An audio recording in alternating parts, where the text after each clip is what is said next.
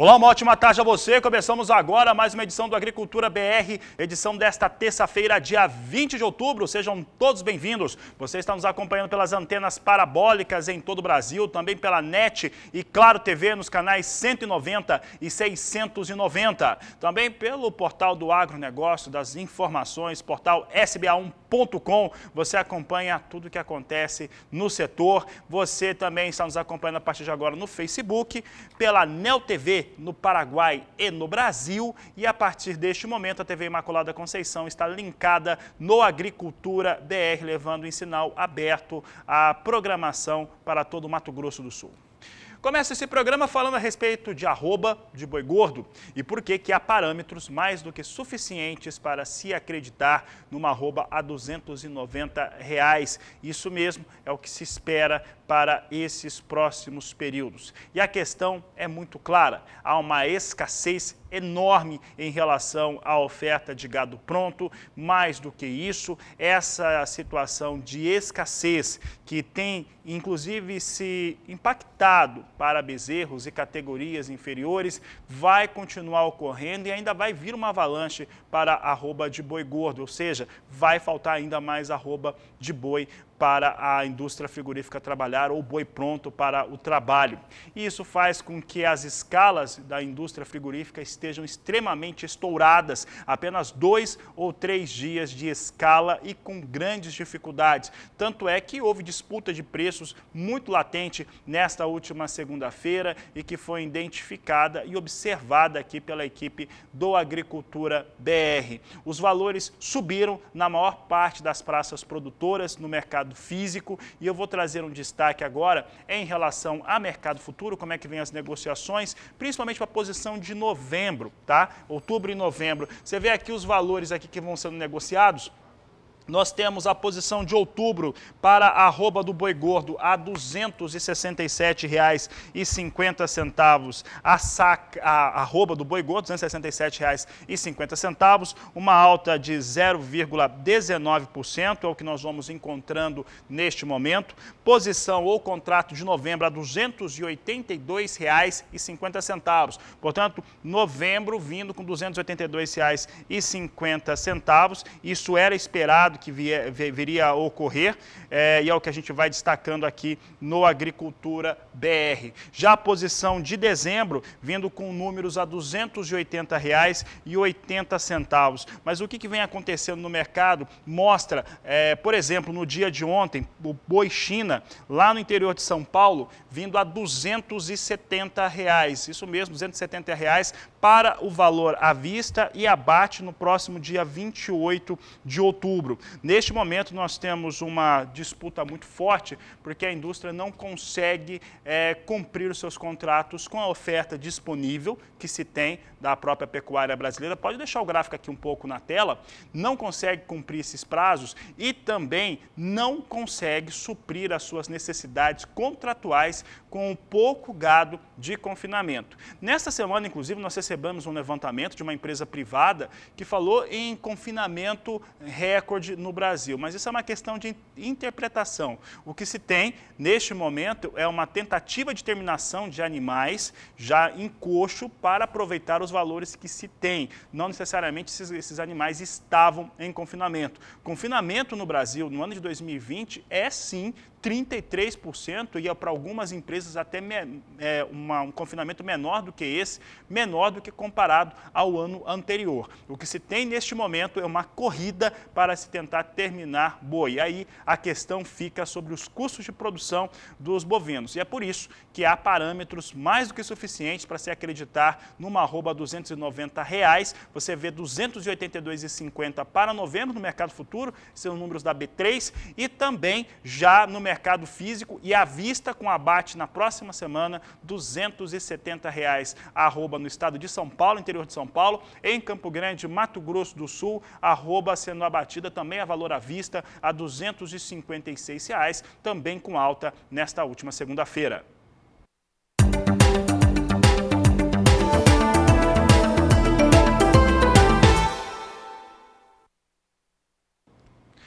E olha, lá no estado do Mato Grosso há um atraso muito claro para a semeadura da soja, coisa que deve ser resolvida principalmente a partir da próxima semana com as chegadas das chuvas. Nós vamos trazer os números do Instituto Mato Grossense de Economia Agropecuária que deixam muito claro esse atraso. Você vai ver a diferença do como é que estava no passado e agora, mas uma expectativa de uma corrida maior no Mato Grosso a partir desta semana. Olha só, ano passado, na data do dia 18 de outubro, estava em 41,8% de toda a área a ser cultivada com soja já semeada. Esse é o dado que nós trazemos aqui do IMEA. Um outro dado interessante é como que vem a situação atual. E a situação atual mostra um atraso muito profundo frente ao ano passado, vindo com apenas 8,2% dessas áreas já cultivadas, é o que o Agricultura BR destaca neste momento em relação à semeadura da soja.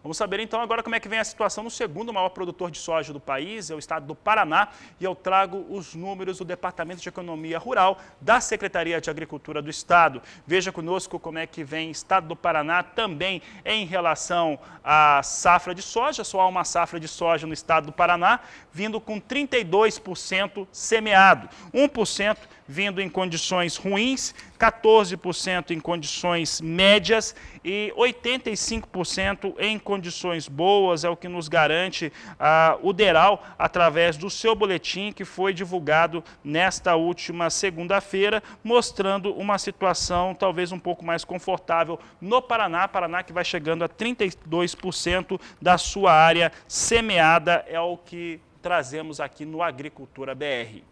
Sigo falando sobre o setor, principalmente de soja, mas agora eu mudo de país para falar dos Estados Unidos. Isso porque o Departamento de Agricultura dos Estados Unidos, ele declarou números importantes a respeito da disposição de recursos financeiros para colaboração aos produtores rurais norte-americanos que foram atingidos de alguma forma por conta da Covid. E agora, nesta segunda etapa, vai se somando 6 bilhões 120 milhões de dólares disponibilizados para produtores rurais em relação às suas áreas de produção. Isso engloba toda a ordem de produtor rural, é um dos pacotes, inclusive daqui a pouco o Walter Puga vai falar de pacote econômico aqui dos Estados Unidos. Havia muita expectativa no mercado financeiro em relação à economia geral norte-americana e o governo dos Estados Unidos, Donald Trump, resolveu anunciar também essa parte de apoio do governo, através do Departamento de Agricultura, aos produtores rurais. Nesta semana, é uma semana importante por lá, sobre a questão política dos Estados Unidos. Então, daqui a pouco, você vai ver que o mercado também está numa grande expectativa sobre o pacote de incentivos geral. Mas são 6 bilhões e 120 milhões de dólares de ajuda aos produtores rurais, agora numa segunda etapa de disposição de recursos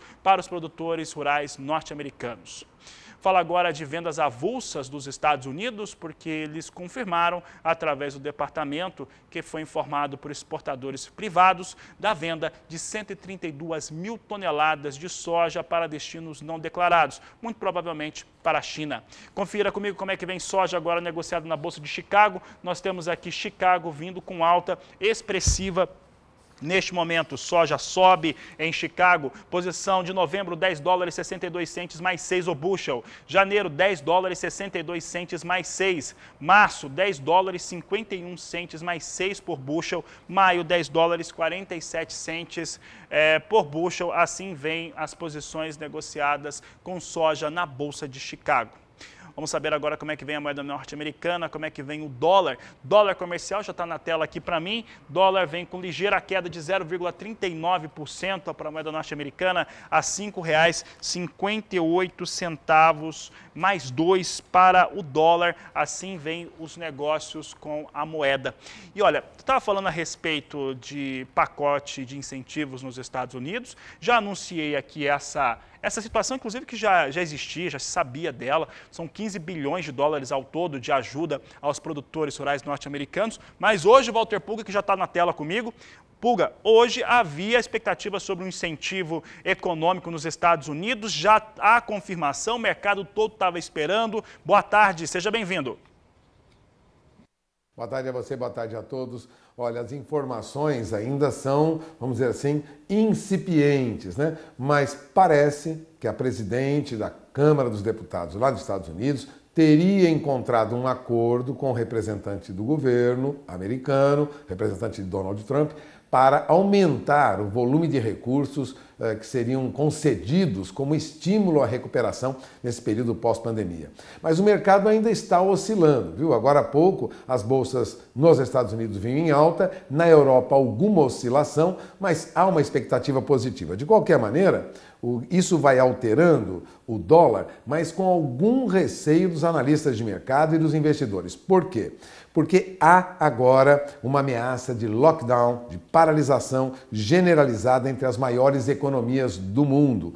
Há sinais de esperança de negociações nos Estados Unidos, mas, de outro lado, problemas que podem ocorrer lá na Europa. Bom, há, neste momento, uma desvalorização do dólar frente a várias moedas do mundo. E não é diferente frente ao real. Neste momento, o dólar perde quase 0,5% para o real, chegou a operar a 5,57, nós acompanhamos aqui pelas diferentes fontes de informação, chegou a R$ 5,57, mas agora está a 5,57 mais 90. Vale lembrar que chegou em alguns momentos a subir, né? Logo na abertura do mercado passou de 5,62. Portanto, o que se vê é muita oscilação no mercado à espera de notícias positivas dos Estados Unidos, porque notícias negativas nós já temos lá da Europa. A Irlanda anunciou restrições relacionadas à Covid-19, elas são mais duras desde segunda-feira. Itália, Espanha e Reino Unido também impuseram restrições para evitar a propagação de novos casos de Covid-19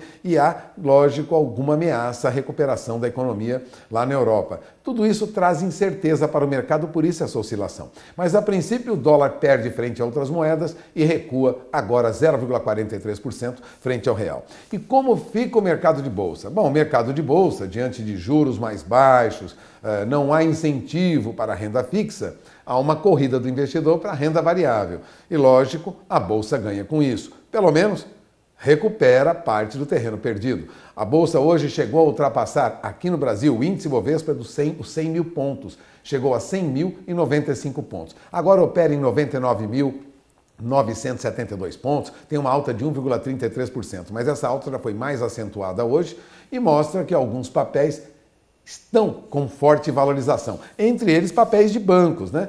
Acompanhando aí alguma reação positiva fora do Brasil, Bradesco avançava agora há pouco mais de 5%, Itaú Unibanco subia 4,24%. Então, papéis dos bancos têm um movimento de alta, né? Bom, temos também outros movimentos de alta, como Companhia Siderúrgica Nacional, que sobe quase 2%.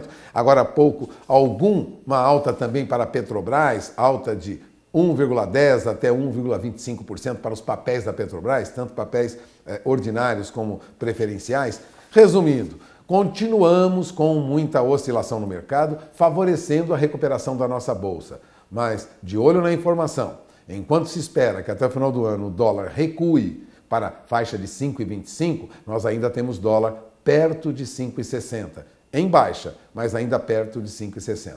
É esperar esse estímulo, essa ajuda que os Estados Unidos concederá para empresas lá, um acordo no mercado americano, com uma economia forte vai influenciar resultado em outros mercados financeiros em todo o mundo. Agora, a preocupação na Europa continua. Portanto, de olho na informação para melhor planejar o seu negócio lá na frente. Muita oscilação esta semana é o que os analistas esperam diante desse quadro de incerteza que ainda temos. Fora isso, as contas do nosso governo ainda não estão claras, né? As deficiências, os problemas que nós teremos com as contas do governo brasileiro. Por isso, muita incerteza no mercado. De olho na informação. Fabiano? Walter Pulga, uma boa tarde a você. Por aqui eu sigo falando a respeito de soja, acaba sendo impactado os valores por todos os elementos que destacamos agora, mas principalmente em relação ao dólar. Já apareceu aqui atrás de mim, estou vendo aqui no reflexo, R$ 150 a saca de 60 quilos da soja nos portos de Santos e Paranaguá para este 20 de outubro. É o que eu vou destacando aqui com os valores negociados da oleaginosa, de acordo com a apuração da Grãos Corretora. E olha, um assunto que é bem interessante, você já deve ter ouvido falar a respeito disso, né? Agricultura orgânica. E eu vou dizer o seguinte, existe produção agrícola de grande escala que é trabalhado de uma maneira sustentável, né? Inclusive existe o Grupo de Agricultura Sustentável, parceiro aqui do Canal do Boi em alguns eventos e que conseguem trabalhar em grandes regiões, grandes áreas, soja, milho e outras culturas dessa forma. Aí falando de agricultura orgânica, a pergunta é possível pensar que a agricultura orgânica será capaz de alimentar o mundo, sustentar todo mundo? Fizemos essa pergunta ao professor Marcos Fava Neves e ele respondeu. Sobre a agricultura orgânica, ela é extremamente importante, ela tem um espaço de mercado crescente. Você percebe em alguns supermercados europeus e também americanos e alguma coisinha no Brasil já uma área cada vez maior dedicada aí para esses produtos. Então, ela tem o seu espaço, ela tem suas dificuldades de produção também. Muitas vezes não significa que porque é orgânico é saudável, né? Porque você pode ter outros tipos de contaminantes. Mas, de forma alguma, a agricultura orgânica dará conta de abastecer um contingente de 9 bilhões de pessoas. Nós vamos precisar da agricultura tradicional também. Há espaço para todos, uma convivência pacífica e salutar para o consumidor. O importante é que ele tenha opções de conhecer mais como os produtos foram feitos, fazer o seu voto na gôndola e levar o produto para o seu consumo, né? Então, essa é a minha leitura positiva para a agricultura orgânica, como muito positiva para a agricultura como um todo no mundo, né? É o professor Marcos Fava Neves. Olha, a seguir no Agricultura BR, nós vamos falar sobre o mercado de milho, vou falar como é que vem o mercado físico, a disposição, olha, os cálculos a respeito daquela liberação das importações só mostram valores extremamente altos, não é compensatório financeiramente.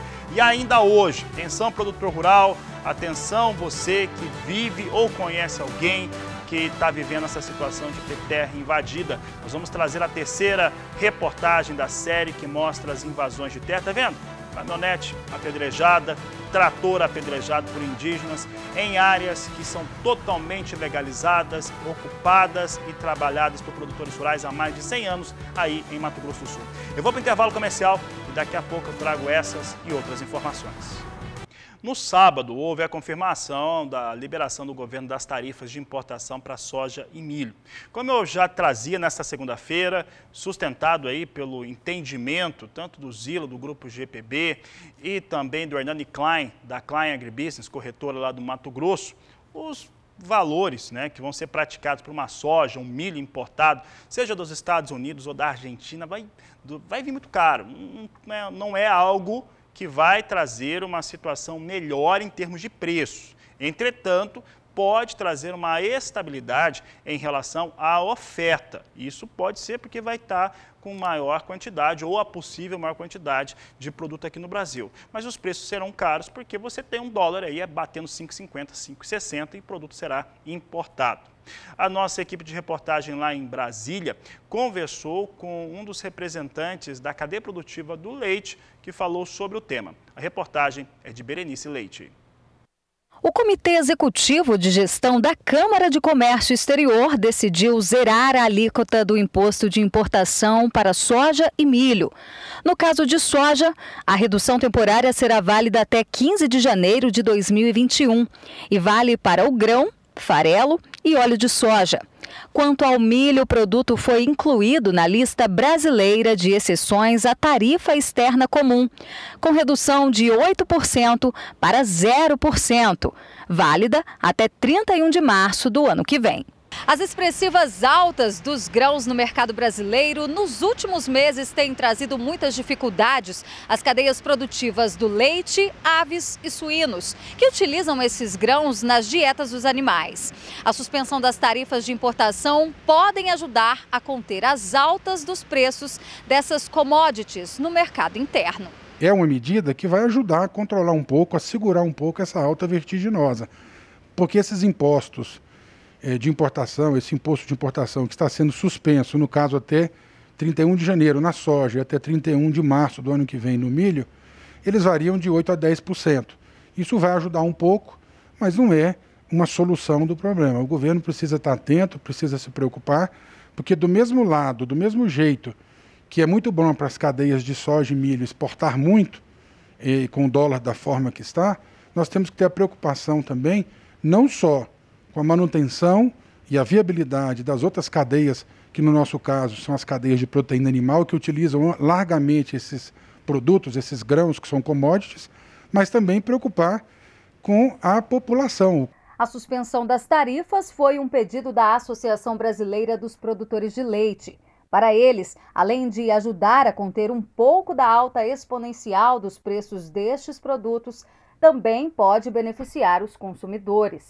Sim, com certeza. Com o dólar alto também nós temos essa preocupação. Será que realmente as importações de outros países de fora do Mercosul serão realmente implementadas? Mas fazemos votos para que isso aconteça e que essa medida, volto a dizer, paliativa, possa ajudar em alguma coisa. De Brasília, Berenice Leite.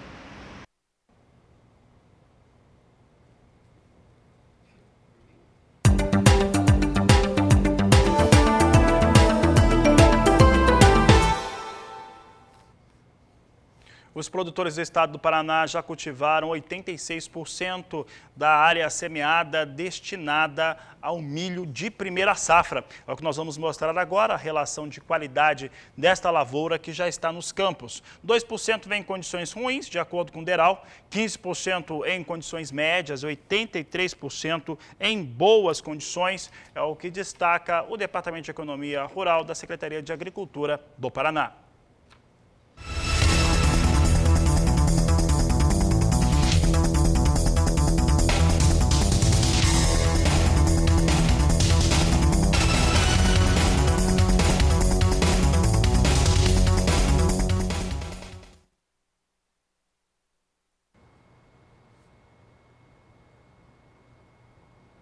Mercado internacional do milho agora, vamos dar uma olhada como é que vem o milho em Chicago rapidamente. Nós temos aqui milho em Chicago, neste momento, como você viu, tem gente pensando em importar milho, então o milho vem dos Estados Unidos, é bom estar de olho e o milho continua fortalecendo o preço em Chicago. Dezembro, 4 dólares 7 centos o bushel, março 4,12, maio 4 dólares 14 centos mais 2, julho 4 dólares 14 centos mais 4, como eu já havia dito, economicamente não é viável, né, o financeiramente não é viável o aspecto da importação, apenas garante um pouco mais pode garantir um pouco mais de oferta dentro do território nacional. Falamos agora a respeito da importância da cobertura de solo e como que esse trabalho pode ser feito de uma maneira a garantir a sanidade do solo, qualidade, umidade e caixa d'água desse solo. Nós vamos acompanhar essas informações na reportagem de Mauro Andrade. O sistema de plantio direto na palha é uma das principais ferramentas para um bom manejo de solo. Manter o solo coberto, principalmente em momentos de estiagem como o que estamos vivendo agora, é fundamental para garantir boas produtividades. Ricardo Hallich é professor da Universidade Estadual de Londrina e conselheiro da Federação Nacional do Plantio Direto. Acompanhe. Nós estamos numa situação atípica, né, que pode se tornar típica, que é esses veranicos longos que estão acontecendo em função das mudanças climáticas, que se discute muito. Mas vamos pegar o caso do que está acontecendo agora na região, mas a gente sabe que isso está acontecendo em outras regiões também, esse veranico bem prolongado. O que acontece nisso? O solo fica muito vulnerável, então o solo seco, ele secando, ele vai ficando muito vulnerável e a probabilidade de acontecer chuvas torrenciais hora que começar a chover é muito grande. Então a gente precisa ter uma estratégia de proteção do solo. Precisamos proteger o solo. Agora, nesse momento, não é hora de fazer nada. Então a gente vê uma preocupação frequente de produtores com a compactação, por exemplo, e acaba aproveitando esse período, por exemplo, para fazer uma descompactação mecânica, uma escarificação, uma subsolagem. Não é hora de fazer isso. Não é hora de mexer com nada no solo, porque ele está muito vulnerável. O fato dele estar seco, o fato de nós estarmos passando por um veranico. Então, tudo precisa acontecer num momento adequado. Longos períodos de estiagem, cada vez mais frequente, que se observa em várias regiões do país, obriga o produtor rural a adotar estratégias de manejo para proteger o solo e as plantas. Uma das estratégias é justamente a adoção de um sistema plantio direto muito bem feito, com uma boa cobertura, se possível com uma cobertura feita por uma diversidade de plantas, porque são essa diversidade de plantas, diferentes sistemas radiculares que vão estar agindo no solo, que vão proteger a estrutura do solo.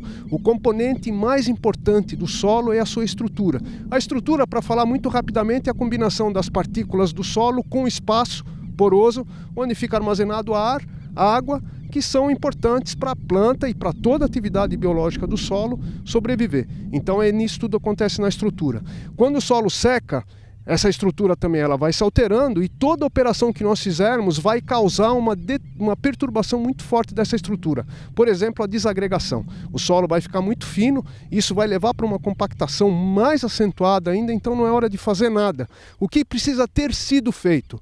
Justamente é uma boa cobertura. Uma boa cobertura, como vocês estão vendo aqui nessa paisagem, onde nós temos uma cobertura de aveia e o volume que nós temos de aveia grande, né? Então aqui eu estimo, nós não chegamos a avaliar essa área, mas eu estimo aqui que nós estamos com algo em torno de 5 a 6 toneladas por hectare de matéria seca, então uma boa cobertura.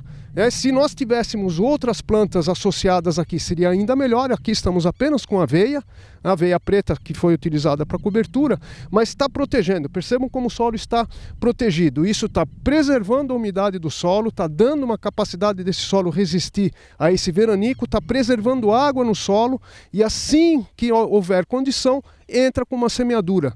Agora, no verão. Que condição? E aguarde uma chuva importante, um volume de água que dê ao solo uma capacidade de fornecimento de água boa para a planta. Não é na primeira chuva, não é uma pouca chuva que vai fazer isso para não correr o risco de ter que ressemear. Então aguarde um pouco mais uma chuva importante. De Londrina, no Paraná, Mauro Andrade. E agora você acompanha a terceira parte de uma série de reportagens que o Canal do Boi tem trazido para você aqui no Agricultura BR, que mostra uma situação grave, uma situação de risco e, por que não dizer, uma situação vergonhosa. São produtores rurais que têm áreas, terras invadidas e têm passado por uma série de situações que só mostram a insegurança e o descaso por quem trabalha no campo. A reportagem é de Vinícius Souza. O trator com vidros quebrados e também a caminhonete mostram que o conflito está longe do fim.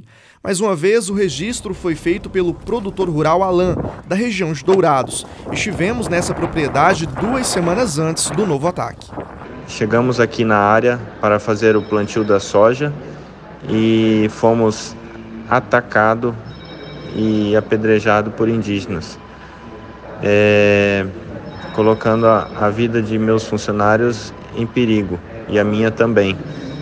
Me deixaram um prejuízo de 2 vidros dos tratores e 1 vidro do meu carro. Em Mato Grosso do Sul, os maiores problemas enfrentados no que se relaciona a conflitos territoriais estão na região de Dourados. De acordo com dados do IBGE, são cerca de 11.146 índios habitando na área, o que corresponde a 18% da população indígena no estado que vivem em terras reconhecidas pelo governo. A Sejusp, Secretaria de Estado de Justiça e Segurança Pública, afirma que trabalha de maneira incisiva para evitar novas invasões e novos conflitos. Qualquer brasileiro tem o direito de se defender. Não só o produtor rural, mas aquele comerciante, aquele morador que tem a ameaça de ter esbulhado a sua casa, a sua propriedade. E neste sentido, nós vamos sempre proteger aquele que tem direito líquido e certo. E para este tema é muito importante não só você evitar o esbulho, não só você evitar a invasão, é você também ter ações preventivas que dificultem isso. Dados apontam que 150 propriedades no estado estão em situação de invasão. De um lado, indígenas garantem pela oralidade que estão em patrimônios que são seus por comprovações históricas. Do outro, produtores rurais, com documentos garantindo a posse de suas terras, em muitos casos homologadas há cerca de 100 anos. Invasão de propriedade privada, ação humano-militar ou a retomada, como eles preferem, o nome é o que menos importa, a conduta é sempre a mesma. Tomada da posse na força ao arrepio do devido processo legal. No que eles se respaldam? Em absolutamente nada. Não existe previsão legal que legitime, muito menos que legalize, a tomada da posse na força ao arrepio do devido processo legal. Por isso, repito, se vão chamar de invasão ou de retomada, a conduta é sempre a mesma e não há respaldo legal. Há respaldo do poder público, e aí nós podemos colocar todas as esferas do poder público, que durante décadas tentaram legitimar esta conduta ilegal, que é a invasão de propriedade privada. Então, os indígenas invadem uma determinada área, independente de discutir se é terra indígena ou não, se a propriedade é legal ou legítima, o que nós temos é uma área em posse de uma determinada pessoa. E os indígenas tomam essa posse na força. A gente está lidando com um problema que é secular, e é fundamental que haja maturidade por parte das autoridades envolvidas, maturidade política, maturidade para que a gente consiga resolver essa questão. Senão, a gente entra, e esse é o principal ponto, em um cenário em que todos perdem. A economia do Estado perde. Nós, inclusive, já fizemos um seminário sobre isso, mostrando os custos associados a esse conflito, um custo que especialmente afasta grandes empresas.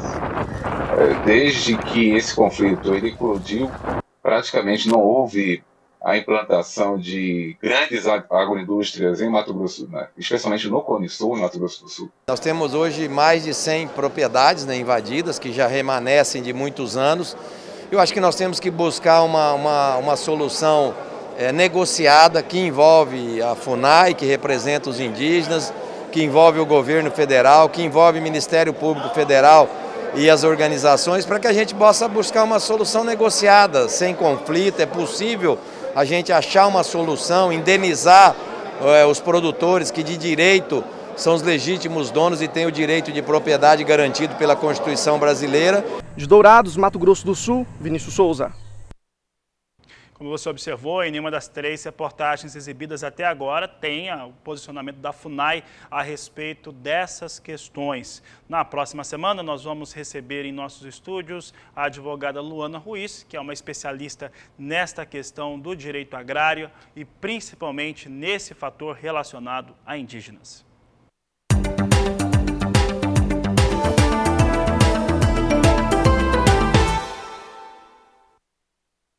A Agricultura BR traz para você agora o mercado do café. Vou mostrar como é que vem os negócios com as posições de mais curto prazo para o arábica negociado na plataforma Ice Futures em Nova York. Nós temos dezembro a $1,05 a libra peso, março $1,08 por libra peso, maio $1,09 mais 60 e a posição de julho é $1,11 mais 5 por libra peso. São os negócios com café na Bolsa de Nova York.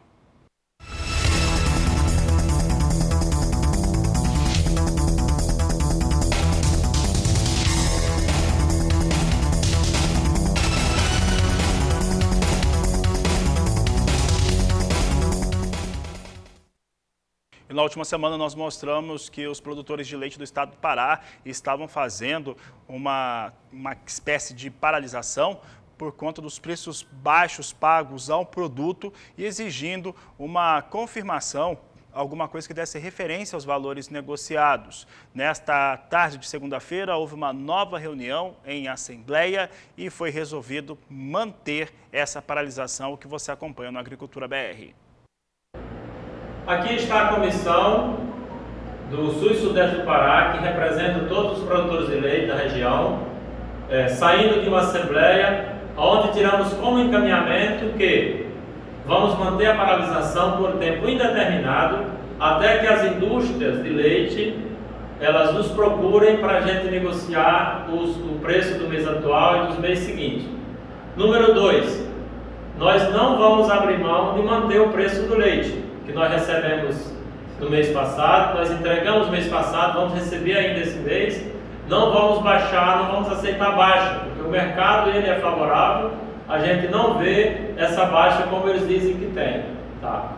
E 3, essa nossa associação, que até então era um movimento que representava os demais produtores da região sul e sudeste do Pará, ela vai se transformar numa associação onde ela vai ter a capacidade, a condição legítima de negociar com as indústrias todo mês o preço do leite. Essa é a nossa definição aqui hoje, dia 19/10/2020, em Assembleia, reunidos em Marabá, com os representantes dos produtores de leite da região sul e sudeste do Pará.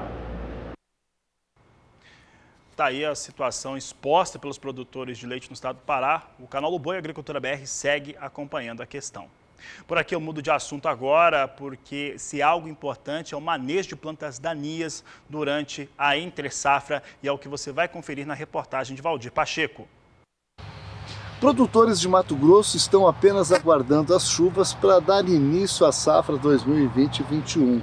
E nesse período agora é o período da dessecação, quer dizer, é um processo para eliminar toda a cobertura verde ou erva daninha da área para lançar a semente da cultura principal, que é a soja. Quem vai nos falar melhor sobre esse processo da dessecação é o Dr. Sidney Cavalieri, pesquisador da Embrapa Agrosilvio Pastoril. Então, Silvio, esse processo ele consiste de que forma? Quantos dias antes da semeadura seria o ideal fazer a dessecação? Bom, Pacheco, é um prazer conversar com você e é um prazer também estar falando aí para os telespectadores. Bom, o período de dessecação, o intervalo entre a aplicação e a semeadura depende muito da cobertura vegetal, né, presente na área. Sim. O primeiro processo, a primeira coisa que a gente tem que pensar é diagnosticar bem a área em termos de espécies de plantas daninhas ou até plantas forrageiras em termos de... Quando a gente pensa em sistema de integração lavoura-pecuária. No caso dessa área em que nós temos basicamente a presença de Brachiaria rusiziensis, a Brachiaria rusiziensis é uma espécie bastante suscetível ao glifosato, né? Que é o principal herbicida utilizado na dessecação. Então, assim, nessa situação que nós temos aqui, na área, a gente tem uma cobertura vegetal em termos de 30% mais ou menos. Então a gente poderia estar fazendo uma dessecação aí com cerca de 7 dias antes da semeadura, às vezes lançando mão também de um herbicida residual para ajudar no controle da sementeira após a semeadura da soja.